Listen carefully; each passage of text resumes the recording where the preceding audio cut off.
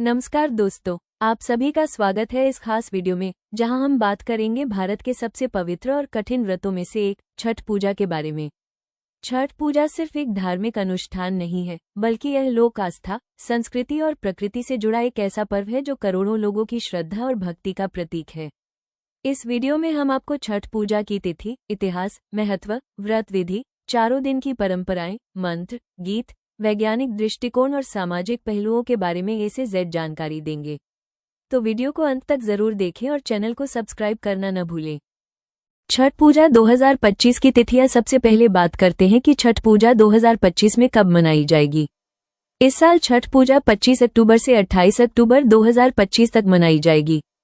25 अक्टूबर शनिवार नहाय खाय, 26 अक्टूबर रविवार खरना लोहंडा, 27 अक्टूबर सोमवार संध्या अर्घ्य, 28 अक्टूबर मंगलवार उषा अर्घ्य और पारण। इन 4 दिनों में हर दिन का एक विशेष महत्व है और हर दिन की अलग अलग विधि है।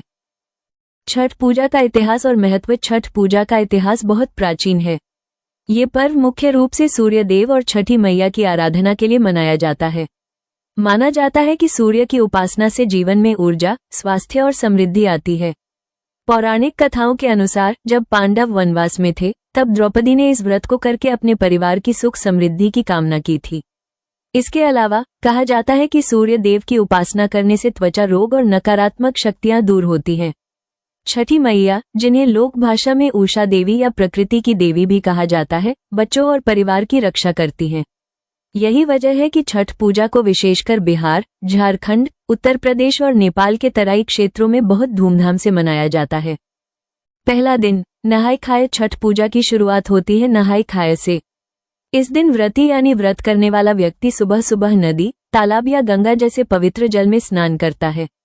इसके बाद घर में शुद्ध सात्विक भोजन बनता है। इस भोजन में लौकी, चने की दाल और चावल का विशेष महत्व होता है। व्रती इस भोजन को ग्रहण करता है और इसके बाद से ही व्रत की शुरुआत होती है। नहाय खाय का मतलब है स्नान करना और शुद्ध भोजन करना। इससे शरीर और मन दोनों पवित्र हो जाते हैं और आगामी दिनों के कठिन उपवास के लिए तैयार हो जाते हैं। दूसरा दिन खरना लोहंडा। छठ पूजा का दूसरा दिन सबसे खास और कठिन माना जाता है। इसे खरना या लोहंडा कहा जाता है। इस दिन व्रती पूरे दिन निर्जला उपवास रखते हैं, यानी न तो भोजन करते हैं और न ही पानी पीते हैं। शाम को सूर्यास्त के बाद व्रती पूजा करके प्रसाद ग्रहण करते हैं। इस प्रसाद में आमतौर पर गुड़ की खीर, रोटी और फल होते हैं। खास बात यह है कि यह प्रसाद व्रती पहले खुद खाते हैं और फिर बाकी लोगों में बांटते हैं। इस दिन व्रती का संकल्प और भी मजबूत हो जाता है, क्योंकि अगले 36 घंटे तक वे अन्न जल का त्याग करके केवल भगवान सूर्य और छठी मैया की आराधना करते हैं। तीसरा दिन संध्या अर्घ्य। तीसरा दिन होता है छठ पूजा का सबसे भव्य और सुंदर दिन। इसे कहते हैं संध्या अर्घ्य। इस दिन व्रती पूरे दिन निर्जला उपवास करते हैं। शाम होते ही व्रती और उनके परिवारजन नदी, तालाब या जलाशय के किनारे पहुंचते हैं। वहां वे बांस की बनी सूप या टोकरी में प्रसाद सजाते हैं। इसमें फल, नारियल, ठेकुआ, मिठाई और अन्य सामग्री होती है।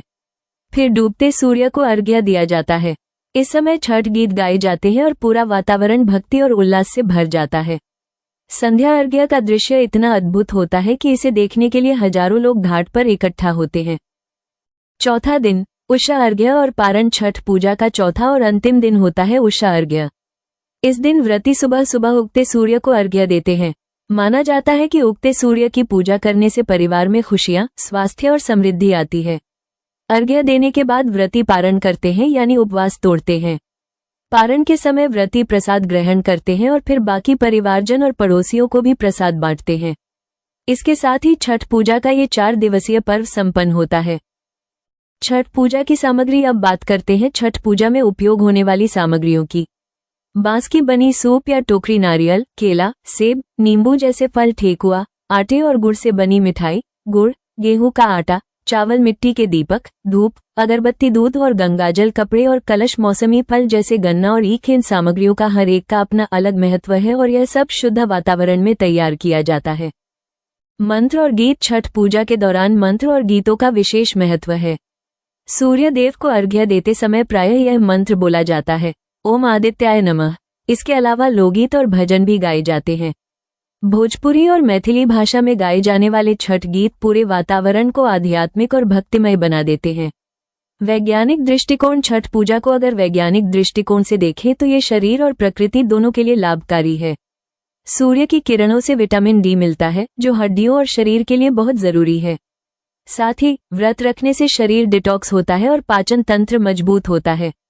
नदी या तालाब के किनारे पूजा करने से पर्यावरण से जुड़ाव और स्वच्छता का संदेश भी मिलता है। सामाजिक महत्व। छठ पूजा सिर्फ एक व्यक्ति या परिवार का पर्व नहीं है, बल्कि यह सामूहिकता का उत्सव है। पूरा मोहल्ला, गांव या शहर एक साथ मिलकर घाट की सफाई करता है, व्यवस्था करता है और सामूहिक रूप से पूजा करता है। ये पर्व आपसी भाईचारे, सहयोग और सामाजिक एकता का प्रतीक है। समापन और आशीर्वाद। तो दोस्तों, ये थी छठ पूजा की A से Z पूरी जानकारी। हमने जाना कि यह पर्व कब मनाया जाएगा, क्यों मनाया जाता है और इसकी विधियां क्या हैं।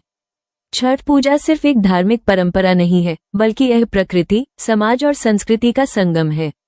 अंत में यही कहूंगा, छठी मैया और सूर्यदेव आप सभी को सुख, समृद्धि और स्वास्थ्य प्रदान करें। अगर आपको यह वीडियो पसंद आए तो इसे लाइक और शेयर करें और चैनल को सब्सक्राइब जरूर करें। जय छठी मैया।